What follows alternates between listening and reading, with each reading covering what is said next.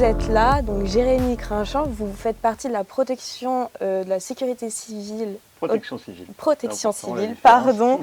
Donc, justement, en quoi correspond votre fonction? Qu'est-ce que vous faites? Alors déjà, j'en profite pour faire la différence entre sécurité civile et protection civile, comme ça tout le monde est au courant. Donc la protection civile, c'est le corps bénévole. La sécurité civile, c'est le corps militaire qui correspond aux avions qui éteignent les incendies. Oui, donc il y a vraiment une différence. Il y a une différence oui, entre bénévolat et militaire, on va dire. Pour ce qui est de ma fonction, donc moi je suis le directeur général dans les Alpes-Maritimes. Donc je m'occupe de toute la gestion des 250 bénévoles maralpins qui agissent sur différentes antennes du département, des antennes qui vont de Menton à Mandelieu, donc une répartition assez nette sur le département. D'accord. Et justement, on vient d'en parler avec Bastien, ces fortes chaleurs qui sont présentes au mois d'octobre, est-ce que ça vous inquiète? Alors, Bastien l'a très bien dit là sur l'analyse météorologique, et c'est très intéressant justement de lier l'analyse météorologique et le risque naturel, puisqu'on se rend compte, notamment dans les Alpes-Maritimes, je pense qu'on va en parler depuis 2015, sur des risques naturels qui surviennent un petit peu où on n'est pas habitué. Aujourd'hui, on se rend bien compte qu'aussi la météorologie évolue, vous l'avez très bien dit, et donc forcément la population a du mal à réagir par rapport à ça, et c'est tout le travail entre guillemets de la protection civile et de tous les acteurs qui travaillent dans le risque naturel et la prévention, justement de bien prévenir de cette météorologie un peu particulière, et de se rendre compte qu'effectivement quand il y a un changement comme vous l'avez dit, et quand il y a des choses qui sont complètement asynchrone par rapport à ce qui se fait naturellement, ça nous inquiète, oui. D'accord. Et j'ai vu qu'en 2019, mais aussi je crois en 2015, vous avez fait partie de l'équipe de secours pour les inondations, par exemple à Mandelieu et puis ses alentours. Comment vous l'avez vécu? Est-ce que vous pouvez nous raconter votre expérience? Alors, sur les inondations en général, donc il y a 2015 déjà à Cannes, puisque voilà, c'est quand même un site qu'on connaît bien ici, puisqu'on est au cœur en fait d'un endroit qui a été inondé en 2015, soit dit au passage. Comment je l'ai vécu? Tout simplement déjà, c'était un petit peu nouveau pour nous, même si on avait eu déjà des petites inondations par-ci par-là, mais ce phénomène-là très puissant et très intense en très peu de temps, qui correspond encore une fois à ce que vous avez dit, c'est-à-dire est-ce que la pluie va s'étaler sur plusieurs moments ou est-ce qu'elle va être très intense et très localisée. C'est ce qui s'est passé sur Cannes. Donc j'ai vécu par la surprise comme tout le monde. J'habite à Cannes, donc forcément je suis encore plus surpris parce que ma famille est impactée, parce que les maisons sont inondées dans la famille. Voilà, donc il y a tout ça à gérer, plus en même temps la crise, essayer de porter assistance à la population. C'est ce qu'on a fait avec la protection civile. Donc c'est une période intense, c'est presque nouveau. En 2015, et puis en 2019, malheureusement, on s'habitue déjà un tout petit peu. En 2020, sur la tempête Alex, on s'habitue encore mieux. Je pourrais rentrer dans les détails après si vous voulez. Mais globalement, plus ça avance, plus on est prêt à affronter ce genre de phénomènes et d'aléas climatiques. Et j'allais dire, c'est la première étape du mot qu'on dit tout le temps, la résilience. Mais la résilience, c'est bien s'adapter à un choc, c'est l'étymologie du terme. Et donc, la première étape, c'est se prévenir de tout ça, et puis les autres étapes, ça va être de vivre avec et de voir comment on fonctionne avec ce genre d'aléas climatiques. D'accord. Et vous avez fait partie du poste de secours pendant combien de temps? Alors, c'est très variable, c'est souvent plusieurs jours. Donc les étapes en fait d'action de secours pendant une crise de type inondation. Donc déjà, la première étape, c'est de recenser avec les moyens dont on dispose. Donc on pourra en parler encore une fois, mais il y a beaucoup de moyens qu'on a l'habitude d'utiliser aujourd'hui, les réseaux sociaux, puisqu'on est sur Twitch, les téléphones portables, tout ça, ça n'existe plus quand on a des inondations, des choses comme ça. Donc déjà, il faut recenser un petit peu les personnes qui sont dans le besoin par d'autres moyens que des moyens classiques. Deuxième étape, leur porter assistance. Donc ça, c'est tous les services de secours réunis. Se coordonner là-dedans, c'est-à-dire que peut-être qu'il faut sectoriser, les pompiers font une partie, les autres font une autre partie pour être vraiment le plus précis possible, le plus rapide. Très rapidement, il faut héberger aussi les personnes sinistrées, c'est-à-dire les personnes qui sont touchées, qui sont impactées et qui ont beaucoup de dégâts chez eux, il faut les héberger. C'est souvent pendant la nuit que ça intervient, souvent et puis votre famille aussi, du coup. La famille, par exemple, aussi, voilà. Bon, tout ça fait qu'il y a les centres d'hébergement d'urgence, ça c'est la première étape de l'intervention. Et puis très rapidement, on rentre dans ce qu'on appelle le retour à la vie normale. Le retour à la vie normale, c'est faire de l'assèchement de caves, déblayer les appartements, enlever tout ça. Et ça peut durer plusieurs jours. C'était le cas à Cannes en 2015, en 2019 à Mandelieu, une quinzaine de jours. Sur la tempête Alex, 15 jours aussi. Et encore, il y a eu encore plus, mais globalement, l'action immédiate de retour à la vie normale, ça dure plusieurs jours. D'accord, et je suppose que vous devez redouter encore un événement comme celui-ci? Oui, on redoute toujours, hein. Bon, on n'en a pas trop parlé, mais quand même, Cannes, en 2015, c'est 20 morts. Donc enfin, Ouais. pas Cannes, en tout cas, enfin, le 2015, le phénomène sur les Alpes-Maritimes, c'est 20 morts, donc c'est énorme. Je Ouais. veux dire, la tempête Alex, c'est aussi des morts. 2019, toujours pareil. Donc Ouais. évidemment qu'on redoute ça, évidemment qu'on s'y prépare aussi, on s'y prépare encore mieux qu'avant. On est de plus en plus résilient, encore une fois, j'insiste sur ce terme qui est des fois Ouais. un peu bateau, mais là, pour le coup, il veut dire quelque chose. Voilà, on s'adapte, on essaie de résister au mieux aux chocs qui nous attendent. Et on parle des inondations, mais vous en avez parlé aussi, il y a aussi la sécheresse et les incendies. Je rappelle que le premier feu dans les Alpes-Maritimes cette année, c'était au mois de février-mars, donc c'était aussi très tôt, enfin je ne sais plus exactement, en mars ou avril, peut-être même sur Saint-Vallier. Donc ça commence de plus en plus tôt, donc il faut s'adapter de plus en plus. D'accord. Bah, merci beaucoup. Oui. Bastien, est-ce que tu as des questions? Alors oui, du coup, vous êtes bénévole et là, vous me dites en 2015, vous êtes mobilisé 15 jours pour... Enfin, comment ça se passe? Parce que du coup, j'imagine que vous avez un travail à côté. Voilà, Enfin, ça se passe très difficilement, hein. Donc honnêtement, il faut convaincre nos employeurs. Donc les 250 bénévoles maralpins, ils sont dans le même cas que moi, hein, et puis on fait appel à des bénévoles aussi d'autres départements. Il faut convaincre son employeur de se libérer. Je rappelle que le statut de bénévole en France, il n'est pas tellement reconnu, contrairement aux volontaires, par exemple, des pompiers, où là, par exemple, sur les feux de cet été, le gouvernement a appelé toutes les sociétés à libérer leurs pompiers volontaires pour qu'ils aillent sur les incendies. Le bénévole, ce n'est pas le cas.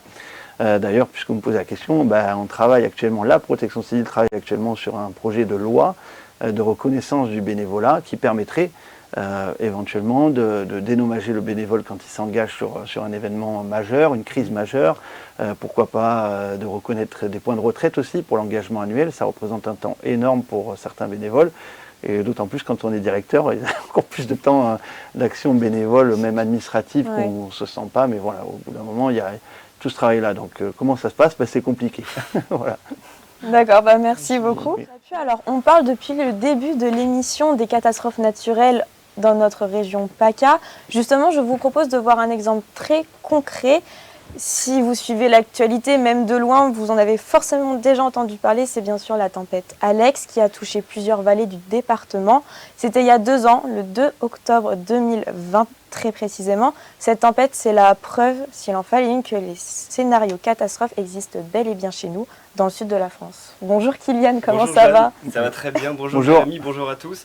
Alors déjà pour qu'on se rende compte de l'importance de ce sinistre, je vous donne ces quelques chiffres. Les intempéries, elles ont fait 18 morts dans les décombres des habitations touchées ou dans les torrents qui ont été causés par les fortes pluies. Des dizaines, voire des centaines d'habitations ont été détruites à la suite du passage de la tempête, qui s'était traduit donc par des vents très violents et des épisodes de pluie principalement. La violence est tellement importante que les dégâts causés sont les plus importants en France depuis la fin de la Seconde Guerre mondiale. D'accord, et justement, comment on en est arrivé là? Et bien suite au très important épisode méditerranéen, t'en parlais tout à l'heure, il a eu lieu en octobre 2020 donc, et pour ceux qui ne sont pas de la région, un épisode méditerranéen, c'est un aléa climatique spécifique au sud-est de la France, comme tu le disais. Concrètement, les cours d'eau se sont remplis à cause des fortes pluies, ils ont débordé et ils ont tout emporté sur leur passage. Voitures, maisons, mobilier urbain, la plupart des villages sinistrés ont tout perdu dans la catastrophe. En tout, les dégâts s'élèvent à 720 millions d'euros pour les vallées de la Roya, de la Vésubie et de la Tinée. Évidemment, 720 millions d'euros, c'est colossal, mais d'autant plus pour des petits villages de l'arrière-pays. La tempête a aussi touché les routes qui assurent l'accès jusqu'à ces villages. 70 km ont été détruits. La première conséquence, c'est que de nombreux villages ont tout simplement été coupés du reste du monde pendant plusieurs jours, voire plusieurs semaines et plusieurs mois pour certains. Le problème, c'est que il y a 1 ou 2 routes qui mènent à ce village, donc il n'y a aucun moyen d'y aller à part avec les routes. À l'époque, d'ailleurs, l'intervention des secours avait été complexifiée à cause de la disparition de ces routes. D'accord, et justement, donc la tempête Alex a véritablement dévasté ces allées. Tu l'as dit, mais 2 ans après, est-ce que la reconstruction avance? Alors déjà, il faut dire que l'après-catastrophe, il a été plutôt bien géré. 2 ans après, le bilan il est positif, même si évidemment il reste quelques travaux à réaliser. Selon le préfet chargé de la reconstruction des vallées sinistrées, fin 2022, donc cette année, ou début 2023, 80% de la reconstruction aura été réalisée. Mais forcément, pour en arriver là, il aura fallu beaucoup d'argent. En tout, 1 milliard d'euros ont été débloqués. Pour rassembler cette somme, il a fallu compter sur plusieurs instances, principalement l'État qui a versé 615 millions d'euros. On a aussi les Alpes-Maritimes, 251 millions, et le reste a été rassemblé par plusieurs collectivités locales. Sauf que, problème, certaines zones des villages présentent toujours des risques d'effondrement 2 ans après. La tempête a évidemment fragilisé certaines berges. Les équipes dédiées au chantier doivent donc les consolider. Ça signifie concrètement que les maisons qui sont situées dans ces zones sont toujours inhabitables. Ok, et donc la reconstruction, c'est ok, on vient de le voir. Tu nous parlais tout à l'heure des routes. Est-ce qu'elles ont été reconstruites? Alors sur ce point, c'est plutôt positif aussi, plutôt parce qu'il y a quand même des disparités. La quasi-totalité a été reconstruite sur les 70 km. C'est normal parce que les routes ont fait l'objet d'une priorité du chantier, car la route, c'est l'élément central du village pour y aller. Pourtant, quand on regarde plus en détail l'état de ces routes, on se rend compte que la situation dans la vallée de la Roya, plus particulièrement, elle est bien plus précaire que pour les autres lieux. Certains ponts n'ont pas été reconstruits alors qu'ils ont été détruits, et d'autres n'ont même pas été installés en remplacement des routes détruites. Certaines routes n'ont d'ailleurs toujours pas été rétablies tout court, au niveau de Tende par exemple. Au-delà des problèmes que ça pose au quotidien pour les habitants, il y a une route qui est essentielle, c'est celle qui mène au tunnel de Tende vers l'Italie. Il a été touché lui aussi par la tempête, mais la reconstruction est toujours en cours. Elle est assurée par les Italiens et elle doit se terminer seulement dans 1 an. Forcément, aujourd'hui encore, ça paralyse le trafic transfrontalier. C'est la preuve que si la plupart des routes sont reconstruites, la situation, elle est loin d'être normale. Et je crois que tu voulais nous parler d'un dernier point, c'est les assurances, l'indemnisation, des sinistrés. Comment ça se Oui, passe? complètement. C'est un point qui est aussi super important. Déjà, il faut distinguer 2 choses. Le rôle des assurances, premièrement, et le rôle de l'État. Je vais commencer par le bon élève, c'est-à-dire l'État dans ce cas de figure. En France, en cas de catastrophe naturelle, il existe un fonds qui s'appelle le fonds Barnier. Concrètement, ça veut dire que l'État peut racheter les maisons sur des zones à risque pour ensuite les détruire. Ça permet d'indemniser les propriétaires de ces logements au prix de la valeur de leurs biens avant la catastrophe. Concernant la tempête Alex, 250 bâtiments étaient concernés par le fonds Barnier, ce qui correspond plus ou moins à 300 propriétaires. Aujourd'hui, la quasi-totalité des logements ont été achetés par l'État, mais moins de la moitié ont déjà été détruits. En soi, ce n'est pas une urgence de les détruire puisque les propriétaires ont eu leur argent et ils peuvent d'ores et déjà trouver un autre logement. Ça, c'est pour l'État. Mais de l'autre côté, on a les assurances. Et bien souvent, c'est une bataille administrative sans fin pour être indemnisé. Les experts, ils mettent énormément de temps à se déplacer et quand ils viennent, en général, c'est pas satisfaisant dans leurs conclusions. L'ampleur de l'indemnisation des assurances, c'est assez difficile à évaluer en réalité. Mais ce qu'on sait, c'est que c'est très long, c'est pénible et les compagnies ne versent que de faibles sommes. Je terminerai là-dessus. 2 ans après la catastrophe, la plupart des travaux ont été réalisés dans les faits, mais les vallées restent largement marquées par la tempête. Ça montre donc que la gestion de la crise, elle est relativement efficace dans la plupart des cas. Mais cet exemple de la tempête Alex, il permet quand même de montrer que le dérèglement climatique en France, c'est pas de la fiction, ça existe bel et bien. Ça montre aussi que les pouvoirs publics, dans un premier temps, ils tentent de prévenir le danger, mais lorsque la catastrophe est inévitable, ils arrivent également à y répondre efficacement. Et malheureusement, ce genre d'épisode devrait s'intensifier dans les prochaines années. Les écarts de température ou encore les fortes pluies sont toujours d'actualité, preuve que notre région est face à un défi, à nous de tout faire pour retrouver les solutions. Ouais, c'est une bonne remise en question en tout cas sur notre mode de vie. Merci beaucoup Kylian. Merci, Jérémy, un mot à ajouter? Non, mais simplement, vous avez parlé des infrastructures sur la tempête Alex. C'est vrai que nous, on était par exemple la protection civile les premiers à essayer de rejoindre le village de Saint-Martin-Vésubie, 4h30 de route par la voiture, parce que les hélicoptères étaient déjà là, il n'y a pas de souci, mais pour apporter tout simplement, encore une fois, un truc tout bête dont on ne pense pas en 2020, c'est Internet, voilà, parce qu'à un moment donné, quand l'infrastructure cellulaire, téléphone portable, le Wi-Fi, quand il n'y a rien qui passe, on ne peut pas faire direct sur Switch, on le sait, donc c'est plus compliqué. Et bien, quand il y a des habitants qui sont bloqués dans l'arrière-pays, dans la Vésubie ou dans la Roya et qui n'ont pas accès à Internet, quand on apporte un Internet, par exemple, c'est aussi une solution.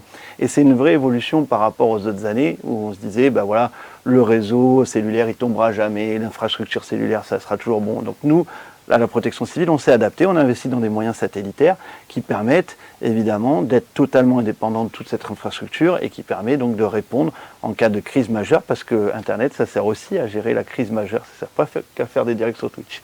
Oui, vous parliez d'Internet tout simplement, mais il y a aussi les ravitaillements tout simplement en eau et en nourriture qui avaient été largement compliqués. Oui, c'était compliqué, mais le pont aérien a permis quand même de solutionner ça assez rapidement. Mais encore une fois, le pont aérien n'apporte pas la solution Internet. Voilà, je ne dis pas que tout est basé sur Internet, mais c'est aussi quelque chose.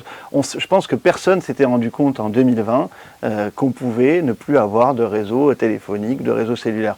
Et on l'a vu encore hier soir dans la tempête qui a touché le Nord-Pas-de-Calais, avec des dizaines de maisons détruites, eh bien, les infrastructures, infrastructures de télécommunications, c'est la première chose qui tombe dans ces cas-là. Et c'est un point de travail à la protection civile.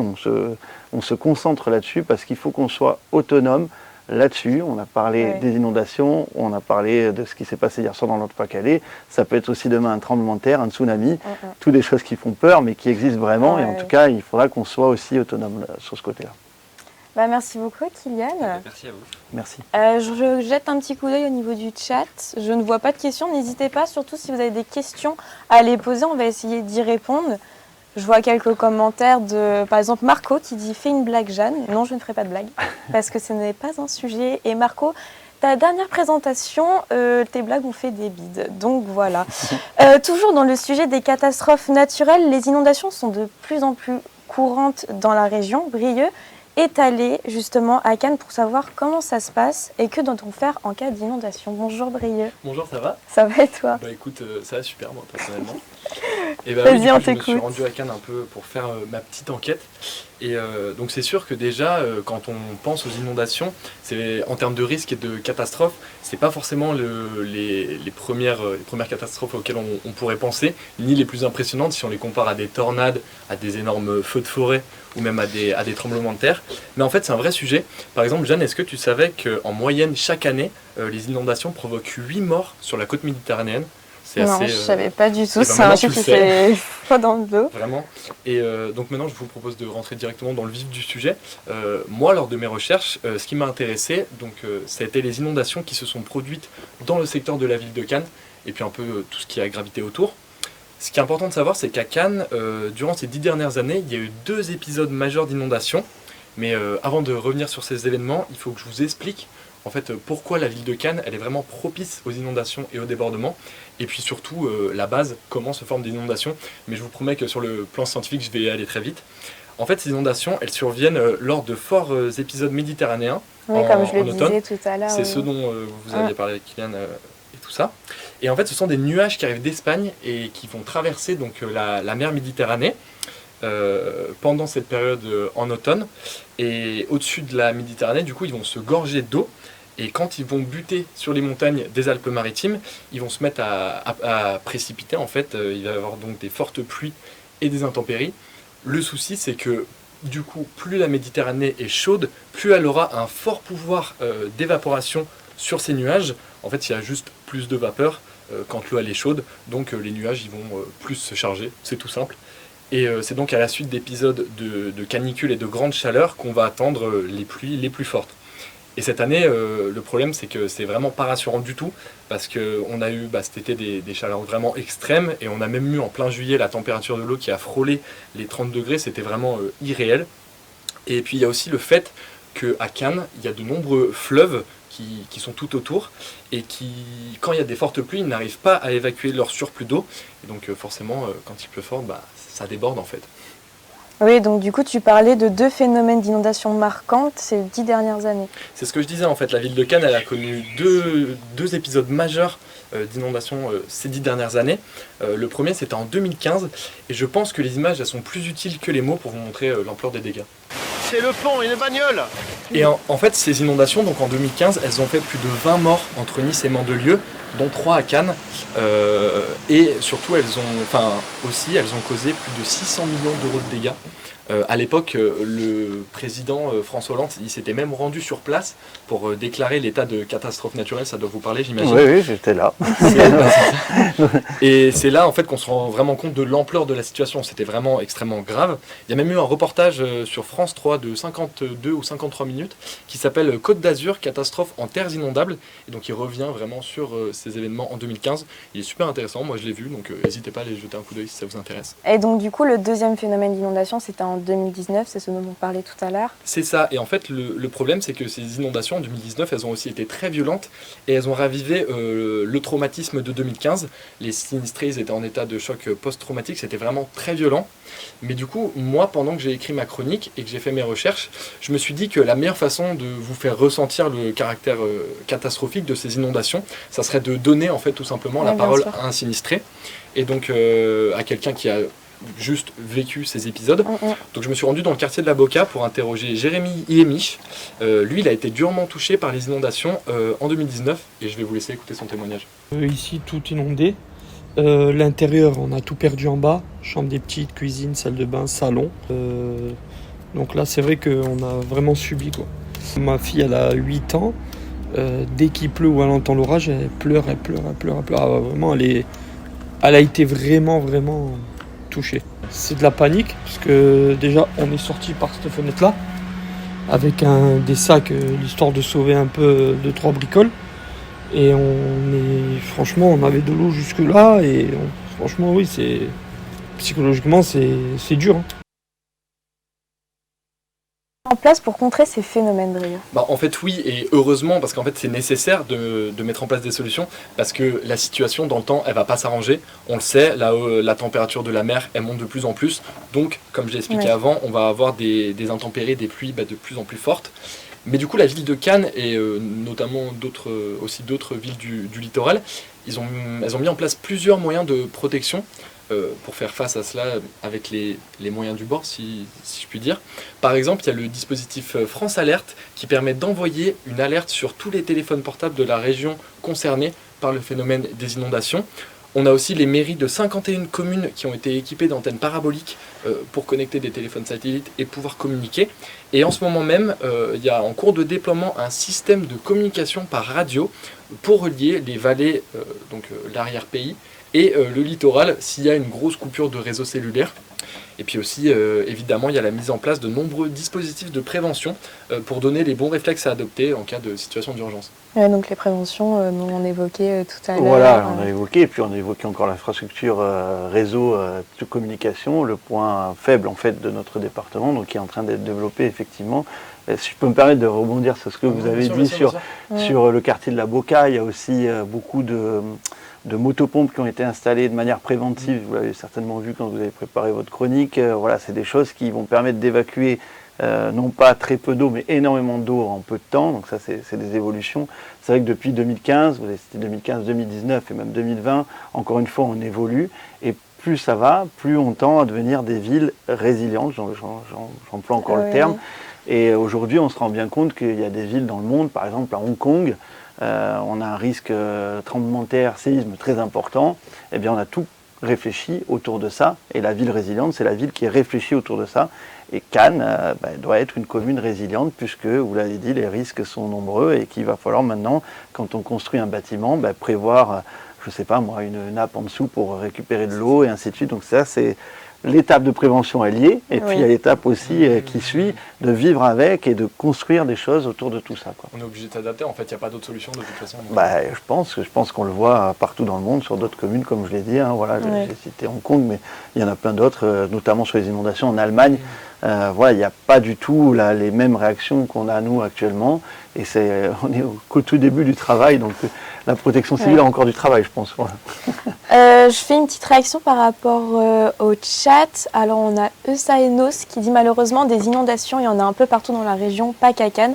On est totalement d'accord, on a pris des exemples encore une fois. En plus, le réchauffement climatique ne touche pas que la région PACA, mais touche toute la France et tout le monde. Donc, en fait, c'était compliqué pour moi de me déplacer, de oui, faire voilà, toutes les villes de PACA. on s'est vraiment donc je me suis concentré vraiment sur la région de Cannes, en fait. Eh ben, merci beaucoup, Brieux, pour ces infos. Merci. On va accueillir maintenant Victor. Alors, on a parlé longuement de la sécheresse et des inondations qui touchent notre région. Mais en plus d'impacter nos modes de vie, eh bien, ces événements climatiques bloquent de plus en plus nos mobilités. Donc, Victor, comment ça va? Ça va très bien. Salut Jeanne, bonjour. Bonjour. Vas-y, alors je te laisse parler. Les problèmes techniques sont réglés, oui, donc oui, ça devrait aller un peu mieux. Non. Donc, on a vraiment une région qui est complexe en termes de mobilité avec sa géographie. Alors, quels sont les impacts du dérèglement climatique? Oui, en fait, entre la mer et la montagne, entre la mer d'un côté et la montagne de l'autre, les difficultés de mobilité sur la région, elles sont vraiment pas nouvelles. Loin de là. Par exemple, est-ce que tu sais combien de temps on met pour faire Nice-Paris en TGV? Non, pas vraiment. Une Je petite idée. dirais 5h30, je sais pas 6h, j'en sais rien. Ah, Les pas loin. paris sont lancés. Alors, selon les chiffres de la SNCF, qui sont accessibles à tous, en 2019, c'était précisément 5h42 au mieux, au plus court. Oui, bon, quand il y a pas de- Voilà, quand il n'y a pas de retard, quand il ne s'arrête pas trop longtemps quelque part. Et donc ça fait de Nice en fait la ville la plus éloignée de Paris en temps de trajet en TGV, parmi les 36 plus grandes destinations en France. Pour vous donner une idée, pour aller à Bayonne, en fait, qui est à peu près à la même distance de Paris que Nice à vol d'oiseau, le TGV met seulement 3h54. Voilà, 3h54 versus 5h42 pour une distance similaire. Oui, ça fait On sent qu'il y a quand même un problème. Mm. Cette situation, elle s'explique par la géographie de la région, mais aussi par les lignes ferroviaires qui s'y trouvent. Parce que notre TGV qui part de Paris, eh bien, il va mettre seulement 3 heures en fait, pour rejoindre Marseille. Et puis après, il va mettre à peu près le même temps pour finir son parcours. Voilà, donc c'est grâce aux lignes à grande vitesse, il va très vite jusqu'à Marseille et après il est plus lent. En fait, c'est dû au fait qu'il n'existe qu'une seule voie de chemin de fer entre Marseille et Menton. Et donc du coup, voilà, comme vous voyez, le TGV qui est au milieu, il est bloqué entre les TER qui s'arrêtent dans toutes les petites gares. Et en plus, au moins d'incidents, hein, vous vous en doutez, et tout est bloqué. Oui, donc ça paraît bien complexe cette histoire, mais que vient faire notre dérèglement climatique là-dedans? Bien, il l'a déjà et il va avoir dans les années à venir un impact très fort sur le transport ferroviaire, hein, mais aussi sur le réseau routier. On l'a vu avec Kylian tout à l'heure, dans la vallée de la Roya, la tempête Alex, elle a complètement isolé les habitants pendant de longs mois. Il en a fallu 7 pour rétablir la ligne TER Nice-Tende et 2 ans pour reconstruire l'intégralité des routes et des ponts engloutis par les eaux, sachant qu'on l'a dit tout à l'heure, hein, le tunnel transfrontalier n'est toujours pas terminé. Donc la vallée, elle est également sujette régulièrement à des éboulements. Ce fut le cas notamment en 2014. Ça a aussi coupé la ligne de train. Et donc les solutions de mobilité, elles sont très fragiles là-bas. Et puis, on l'espère bien évidemment pas, hein, mais un jour ou l'autre, une tempête peut revenir et à nouveau tout emporter avec elle. Donc ça reste très fragile. Mais le changement climatique, il concerne toute la région, puisque cette unique ligne entre Marseille et Menton dont je vous ai parlé, elle a été construite à la fin du 19e siècle, en partie en front de mer, notamment sur la dernière section entre Saint-Raphaël et Menton, et la frontière italienne du coup, et qui dit front de mer dit forcément intempéries. Donc on l'a vu tout au long de l'émission, les épisodes méditerranéens sont plus fréquents et plus puissants qu'avant, provoquant des interruptions de trafic ferroviaire et des routes inondées très très régulièrement. Les chiffres de la SNCF qui sont disponibles pour tous sur internet comme je vous le disais, le montrent. Lors d'intempéries, la régularité des trains sur un mois sur la région, elle baisse environ de 5%, donc c'est 85% au lieu de 90%. Ça peut paraître un petit chiffre, hein, 5%, mais en fait c'est énorme compte tenu du caractère souvent assez localisé en fait, des épisodes météorologiques. Et une autre donnée que je peux vous donner, le nombre d'événements environnementaux majeurs, c'est le terme de la SNCF, qu'elle a relevé au niveau national, et bien ce chiffre il explose, puisque la compagnie ferroviaire via sa branche SNCF Réseau en a relevé 14 en 2017, 20 en 2018 et 84 en 2019, année marquée vraiment par des gros événements climatiques. Bah oui, en effet, oui, on en parlait tout à l'heure de 2019. Qu'est-ce que tu peux nous dire sur cette année? Et bien justement, hein, suite aux inondations qui ont touché tout le pourtour méditerranéen, hein, pas que la Côte d'Azur, ça a été aussi touché vers Béziers, dans l'Hérault, dans l'Aude également, pardon. Et bien le Conseil général de l'environnement et du développement durable, c'est un organisme qui était jusqu'à cette année en fait le service d'inspection du ministère en charge de l'écologie. Et bien ce conseil, il a sorti en mai 2020 un rapport nommé Impact des pluies méditerranéennes sur les infrastructures de transport. Et parmi les conclusions, je vais vous en citer une qui résume plutôt bien la situation. La mission a constaté que la conception et la construction de nouvelles infrastructures linéaires prenaient correctement en compte la thématique inondation, sans toutefois s'interroger de façon claire sur la prise en compte des fréquences et de l'importance des événements intenses. Fin de citation. Enfin, toujours dans le domaine de l'eau, si je puis dire, vous savez, j'imagine que le niveau de la mer devrait monter d'ici la fin du siècle. Et bien cela nous pose problème également, hein, puisque des grandes routes, comme une partie de l'ancienne RN7, mais aussi la célèbre RN7, hein, mais aussi, comme je vous l'ai dit, la ligne de train, et bien les deux se situent en front de mer. Et bien cette hausse du niveau de la mer, elle devrait être limitée sur la Côte d'Azur, mais malgré cela, la carte de l'Institut de recherche Climate Central, qui aurait dû s'afficher. Ah voilà, parfait. Voilà, la gare de Biot qui est située vraiment le long de cette voie de ferrée et le long de la route, pardon, devrait être sous l'eau à la fin du siècle, alors qu'actuellement ils sont vraiment en front de mer. Oui, donc ça pose vraiment question. Ouais, c'est pas très rassurant et j'imagine que les canicules et les fortes chaleurs n'arrangent rien. Pardon, excusez-moi. Et oui, et là, pas besoin d'attendre la fin du siècle, hein. On l'a vu dès cet été, en réalité, les routes souffrent de la chaleur, parfois jusqu'à se fissurer comme dans les maisons, hein. Et de son côté, la SNCF a été contrainte de baisser la vitesse des trains pour éviter que l'acier des rails ne se dilate, ou encore que les câbles, hein, qui permettent l'alimentation des trains ne se détendent. On peut enfin rajouter à cela les incendies qui coupent régulièrement le trafic ferroviaire pendant des heures. Peu importe la taille de ces derniers, mais cet été a aussi montré que l'ensemble du pays est confronté à ce risque canicule et incendie, c'est donc plutôt une question nationale. Oui, donc on a fait le tour des mauvaises nouvelles, je crois. Est-ce qu'il y a des solutions, justement? Eh ben, au niveau routier, c'est compliqué, hein. Les seules solutions que l'on peut voir, à court terme du moins, pour ralentir les inondations, c'est moins d'imperméabilisation des sols, et si possible, ne pas construire dans les zones inondables. Des travaux sont également lancés jusqu'en 2030 sur l'A8 par les collectivités territoriales et par Vinci pour rendre l'autoroute plus fiable. En revanche, du côté ferroviaire, il y a un gros projet dont on parle depuis des décennies en fait, qui pourrait se concrétiser dans les prochaines années. La LNPCA, alors c'est un terme qui peut paraître un peu compliqué, hein, je vous l'avoue, c'est la ligne nouvelle Provence-Côte d'Azur. Alors attention, ça ne sera pas une ligne à grande vitesse comme on a pu le voir ailleurs en France. Ce projet, il vise au contraire à concilier, à faire cohabiter les trains du quotidien, donc les TER, et les trains à grande vitesse, les TGV. Alors, voilà, vous pouvez le voir sur cette carte, je ne sais pas si vous la voyez bien. Il y a en 3 étapes, du coup. Donc il y a une série d'aménagements qui vont être réalisés, entre guillemets, rapidement, d'ici 2030. Et l'aménagement qui nous intéresse le plus parmi ces aménagements d'ici à 2030, c'est vraiment... Voilà, c'est vers chez nous, en fait, c'est vers Cannes, pardon. C'est le doublement de la ligne Cannes-Grasse, ce qui permet également de la retirer du front de mer, en fait, elle va plutôt se diriger dans les terres. Donc ça résout un peu notre problème de tout à l'heure. Oui, puis il y aura moins de bruit au niveau de la plage aussi. Également, ça sent qu'on habite pas loin de la plage. D'autres aménagements sont prévus après 2030, comme le doublement de la portion entre les Arcs Draguignan et Cannes, pareil, dans les terres, pour éviter le littoral et le massif de l'Estérel, où il y a des éboulements assez régulièrement. Et les dernières phases de travaux sont prévues après 2050. Donc là, le but, c'est vraiment de doubler l'intégralité de la ligne entre Marseille et Menton. Alors comme vous le voyez, c'est pas pour demain, mais des solutions à long terme existent. Encore faut-il que le calendrier soit tenu. Et souvent, avec ce genre de long chantier, c'est pas souvent le cas. Mais alors nous, ce matin, annoncé le 13 octobre que c'était bien parti, qu'il y avait les avant-projets qui sont partis. Mais c'est pas encore sûr. Mais on sait jamais, on sait jamais. On va regarder un petit coup le chat. Alors, il y avait un commentaire que j'ai vu tout à l'heure, qui en quoi il y avait un manque d'investissement dans le ferroviaire de la part de l'État.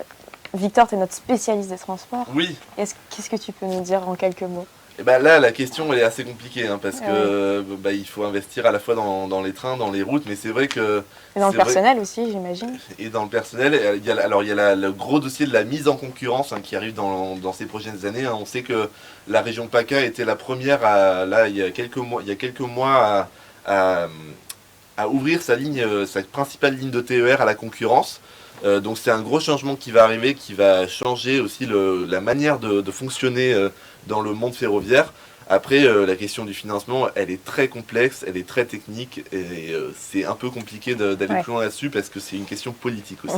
D'accord. Mais je peux me permettre, c'est vrai que c'est une vraie question, votre internaute elle le dit bien, parce que le manque d'investissement, on le subit depuis plusieurs années sur la Côte d'Azur, dans les réseaux routiers, ferroviaires, vous l'avez dit. Et puis, vous avez parlé des risques majeurs, l'inondation et ainsi de suite, mais effectivement, les risques, vous en avez parlé aussi, des incendies qui arrivent tout l'été sur la région Côte d'Azur, ça bloque littéralement cette ligne à une voie entre Nice et Paris. Donc là, on n'est plus à 5h42, on est à je ne sais pas combien de temps. Je peux vous dire, on le sait bien, parce qu'on a une convention de la protection civile avec la SNCF. Donc dès qu'il y a un phénomène qui se produit sur la ligne ferroviaire, les bénévoles de la protection civile doivent aller en gare, prendre en charge les naufragés des voies ferrées et ainsi de suite. Donc c'est quelque chose qu'on fait assez régulièrement, on le fait de plus en plus à cause des aléas climatiques qui se produisent. Donc oui, il y a un manque clairement d'investissement. Il n'y a pas d'autres possibilités sur la Côte d'Azur pour aller de Nice à, on va dire, à Marseille.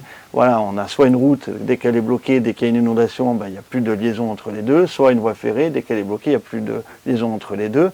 On n'étudie pas assez, je trouve, le transport par la mer qui pourrait beaucoup vont privilégier l'avion aussi, du coup. Oui, c'est la l'avion. conséquence. Mais là, je parlais juste de se déplacer entre Nice et Marseille, Ouais. déjà, parce qu'effectivement, en cas d'aléa climatique, Bien sûr. on est coupé du monde là. Donc là, on utilise, on est à Nice. En cas on est- d'intempérie, est-ce que la solution par la mer, Aujourd'hui, enfin, en bateau, Si- ça va regarder si un on peu, prend parce le- qu'on le met Tangue. de Si mer. on prend l'exemple de 2015, à Cannes, donc le phénomène qui s'est produit était très localisé, même j'allais dire sur Cannes centre presque, Ouais. un petit peu la Boca, voilà, Cannes centre, la Boca.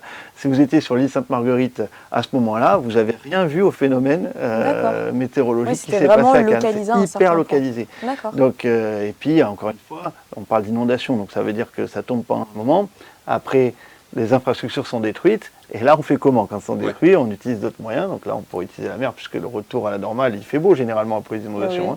Hein. Donc, on pourrait utiliser la mer. Bon, après, c'est vrai que si on a un tsunami ou quoi, on n'en a pas parlé, c'est partie des risques. Oui, tout à fait. Là, ça va être un peu plus compliqué. J'aurais Ouais. pu faire une chronique de 20 minutes aussi. Oui, j'imagine. Mais c'était pas le but. Merci beaucoup en tout cas Victor pour toutes Merci. ces informations. On va passer maintenant à notre dernière chronique avec Océane Boisselot. Donc même si on profite pas mal de la plage, vivre en région PACA, c'est pas synonyme de prospérité avec tout ce qui est pluie torrentielle, intempéries ou encore crue. Comme le signifiait Kylian tout à l'heure, les scénarios catastrophes existent bel et bien et le dérèglement climatique n'arrange rien à ces phénomènes. En dehors de ces facteurs, alors là on va parler de mots compliqués et difficiles à dire, l'imperméabilisation de nos espaces aggrave considérablement les conséquences de ces catastrophes. C'est pourquoi adapter le territoire au changement climatique se place comme un point d'honneur. Alors, comment ça va d'abord Océane avant de Eh commencer? ben, très bien, et surtout ravie d'être sur ce plateau. Tu t'es bien échouffée, c'est bon pour Ça dire va, tes mots je me suis compliqués? entraînée plusieurs C'est bon. Donc voilà, explique-nous qu'est-ce que c'est l'imperméabilisation des sols. Alors c'est le recouvrement, alors tout simplement on va essayer d'être le plus compréhensible possible. C'est le recouvrement donc d'un sol par un matériau imperméable, donc par exemple le béton tout simplement. Et justement ce recouvrement c'est ça qui va entraîner justement l'incapacité d'infiltrer l'eau. Donc que ce soit les constructions, les revêtements artificiels comme par exemple les parkings et les aménagements souterrains. Toutes ces infrastructures-là, en fait, elles conduisent à l'imperméabilisation de vastes surfaces.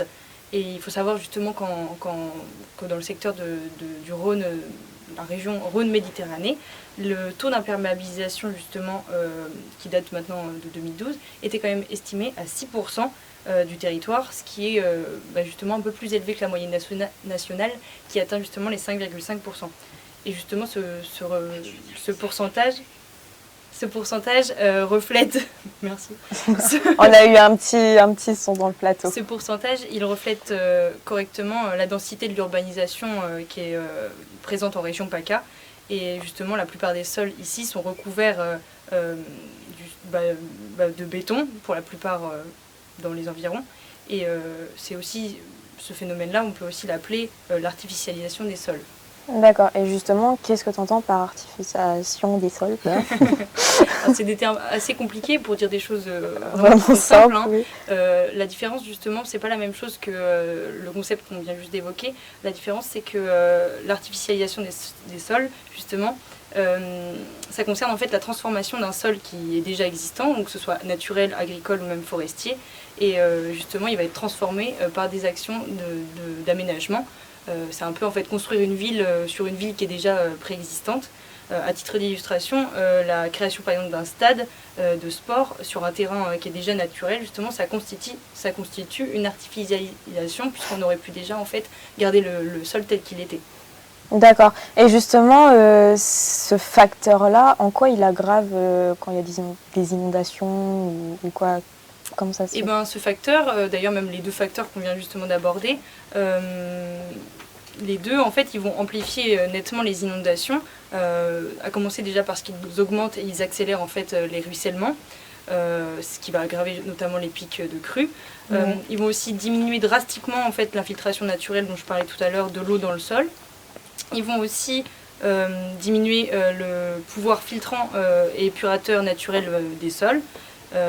Et tout ça, ce qui d'ailleurs aussi a encore d'autres répercussions, puisque le fait justement d'enlever les propriétés filtrantes de la terre, c'est susceptible aussi d'aggraver le transfert des polluants vers les nappes et les cours d'eau en fait, de manière générale. Donc en vrai, il y a beaucoup Mais comment on peut conséquences. lutter contre ça justement? Et en commençant par remplacer en fait les surfaces imperméables par des surfaces plus perméables, ce qui permettra justement de rétablir les fonctions assurées par le sol spontanément.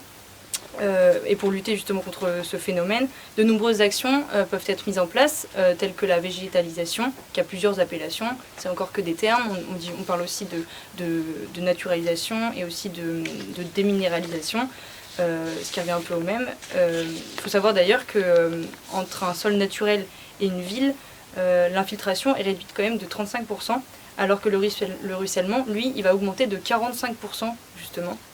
Donc c'est quand même un facteur à prendre en compte. En octobre 2021 d'ailleurs, pour resituer et parler un peu de la ville dans laquelle on est, le maire de Cannes, David Lisnard, a présenté donc de nombreux dispositifs pour justement limiter l'impact des inondations. Et la mairie de Cannes a d'ailleurs été retenue par la Commission européenne pour mener le projet Urban Nature Lab, dont l'objectif est d'améliorer justement la résilience des villes, dont on a suffisamment parlé, et notamment en matière de lutte contre les inondations grâce à des solutions innovantes basées sur la nature. Donc c'est quand même quelque chose qui commence de plus en plus à être intégré dans les villes. D'accord. Merci Océane pour cet éclaircissement. Il faut noter aussi que les Alpes-Maritimes ne sont pas les seules à alerter sur l'imperméabilisation.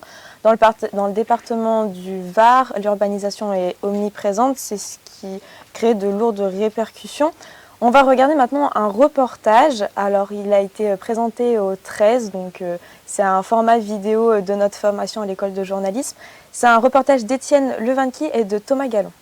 Alors, les politiques influent pour ne pas rendre la plaine du Var fermée à l'urbanisation. Problème, le risque d'inondation est aggravé par l'artificialisation des sols. À l'inverse de terres agricoles, les surfaces urbaines sont étanches. En cas de fortes pluies et crues qui dépasseraient les digues, l'eau ne peut pas pénétrer les sols de goudron ou de béton. Par conséquent, cela va accentuer le ruissellement et les dégâts. Beaucoup d'opposants dénoncent cette imperméabilisation. Pourtant, selon les aménageurs, la démarche de l'éco-vallée promet l'inverse. À Saint-Martin-du-Var, plus haut dans la vallée, un écoquartier a été construit il y a tout juste un an. Comme un premier exemple à petite échelle de ce que deviendra l'éco-vallée. J'ai voulu créer bien sûr un espace de convivialité avec des jeux de boules, avec des bancs, des endroits où les gens peuvent se retrouver. Ici, l'accent a été mis sur la prévention de possibles inondations. Le maire de la ville, Hervé Paul, est un expert de la gestion des eaux. Il est le bras droit de Christian Estrosi concernant ces enjeux dans la plaine du Var. Selon le maire, créer ce quartier revient en fait à désimperméabiliser sur ce qui était une ancienne zone industrielle. Ce terrain-là était 100% étanche, puisqu'il y avait une dalle en béton et de l'enrobé, et qu'aujourd'hui vous avez des espaces qui absorbent l'eau partout et des terrains en pleine terre juste en dessous. Donc on a désimperméabilisé. Donc ce qui veut dire c'est que les gens confondent bétonisation et aménagement urbain. Désimperméabilisation des sols, espaces verts, préservation de terres agricoles, c'est la stratégie que l'éco-vallée veut étendre à toute la plaine. Dans les milieux plus urbains qu'à Saint-Martin-du-Var, on voit ainsi apparaître un autre discours, la résilience. La résilience, c'est par exemple ce parc entre les immeubles qui doit agir comme une cuve de rétention d'eau. L'éco-vallée défend un modèle de ville qui saurait faire avec le risque des quartiers aménagés pour gérer une potentielle inondation. C'est ce qu'a voulu le maître d'œuvre, de proposer justement des courbes, de venir un peu oublier ce schéma qui aujourd'hui est un peu passé, d'avoir des choses très carrées, très blocs, qui viennent justement bloquer les eaux. Nous, on va proposer un aménagement beaucoup plus résilient qui, avec l'eau, va venir accompagner l'eau si eau il y avait. Mais attention, le but c'est qu'il n'y ait pas d'eau. 2 mois après la tempête Alex, l'EPA renforce encore ses aménagements résilients. Les plans du futur quartier d'affaires Grand Arenas sont redessinés pour plus de végétalisation. 17 hectares d'espaces verts sont prévus, contre 10 dans le projet d'origine, pour moins de sols imperméables. Tous ces efforts réduisent le risque, certes, mais pour des spécialistes, c'est encore loin d'être suffisant. Ça peut servir localement en cas d'orage pour le ruissellement urbain. Fait qu'effectivement, vous avez une heure de pluie localement qui tombe, ça va faire déborder les bouches d'égout, ça va faire déborder les rues et ça va vous embarquer des voitures. Donc oui, à la désimperméabilisation. Oui aussi à la végétalisation parce que ça peut avoir des impacts pour faire baisser la température, etc. Mais c'est ce qu'on vous a dit. Par rapport à la crue du Var, c'est comme prendre une aspirine pour un cancer. C'est un reportage très intéressant. Je corrige quelques mots que j'ai pu dire avant. Donc, c'est pas dans le département du Var où l'urbanisation est omniprésente, c'est dans la plaine du Var. Donc, merci beaucoup, Océane, pour ta chronique. C'était très intéressant. Merci. Des petites questions? Non, dans le plateau, il n'y en a clair. pas.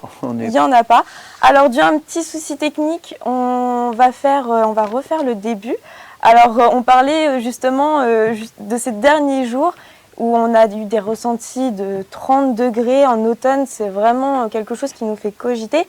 Théo et Samy de LP se sont rendus sur la Croisette pour voir comment vivent les Cannois. Aujourd'hui, nous allons vous parler des phénomènes de très hautes températures qui nous attendent pour les prochains jours.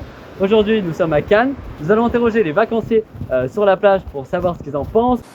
Un ciel dégagé et les pieds dans le sable, c'est un temps estival que connaît la Côte d'Azur en ce moment, et pourtant nous sommes en plein mois d'octobre. Des températures en hausse, selon Météo France, octobre 2022 sera le mois d'octobre le plus chaud depuis le début des relevés météorologiques, avec une température moyenne estimée à 16,6 degrés. Ces fortes chaleurs étonnent les passants, comme Ahmed, que nous avons rencontré. Est-ce que vous trouvez que ces températures du mois d'octobre sont anormales?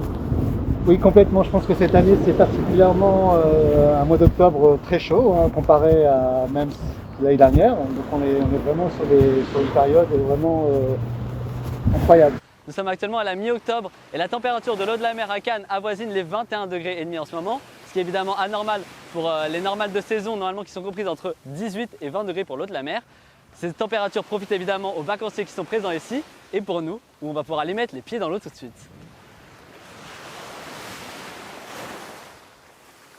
C'est terrible. Avec une eau terriblement chaude, cela pourrait amener à des inondations cet hiver. Sur la plage, les touristes sont surpris et en profitent. Je peux dire que l'eau est plus chaude qu'à l'habitude. La température de l'eau est parfaite.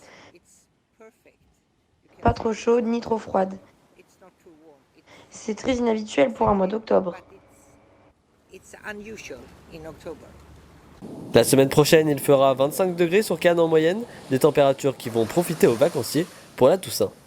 Alors, bonjour Bastien, encore une fois, ça va toujours? Bah, ça va toujours. Alors, est-ce que tu peux nous dire ce qui se passe en ce moment? 25 degrés, fin octobre, moi, ça m'inquiète, vraiment. Oui, bah, c'est sûr, Jeanne. Et puis, on est un peu tous pareils. Hein. On sait qu'il y a quelque chose qui ne va pas, mais en même temps, on va pas se le cacher, des températures comme on a, ça fait plaisir. Hein. Les prévisions de Météo France, on tourne autour de 24-25 degrés. Ça descend pas en dessous des 15 la nuit, regarde. C'est quand même super. Enfin, ouais. Moi, je suis désolé, j'ai beau adorer l'hiver, le froid, ça fait quand même super plaisir. 24-25 degrés, moi j'adore. Oui, c'est vrai que c'est pas vraiment désagréable, mais il y a forcément quelque chose qui cloche avec ces températures.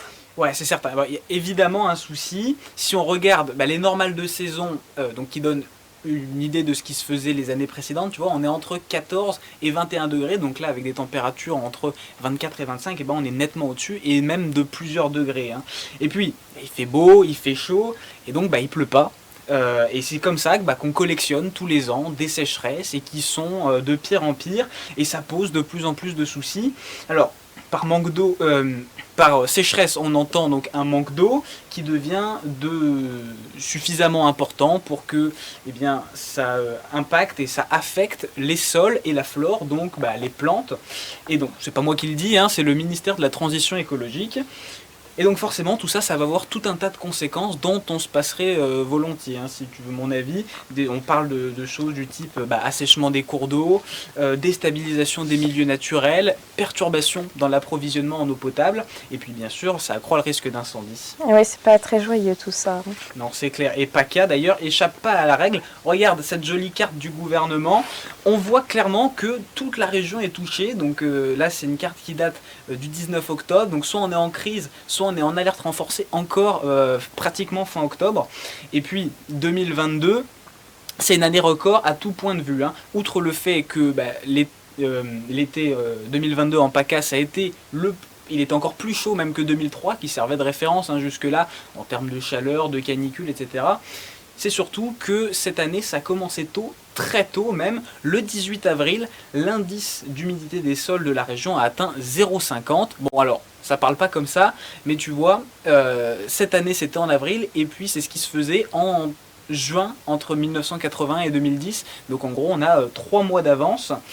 Et puis, donc la faute à qui? À quoi, vous allez me demander? Loin de moi évidemment l'idée de proposer un coupable unique au dérèglement climatique, mais dans le cas précis de l'humidité des sols, je me mouille pas trop, sans mauvais jeu de mots évidemment, en accusant la pluie, parce que cette année, entre janvier et fin avril, on a eu 64 mm de précipitations, alors que les années précédentes, on était sur une moyenne de 200 mm, ça fait presque 70% de diminution.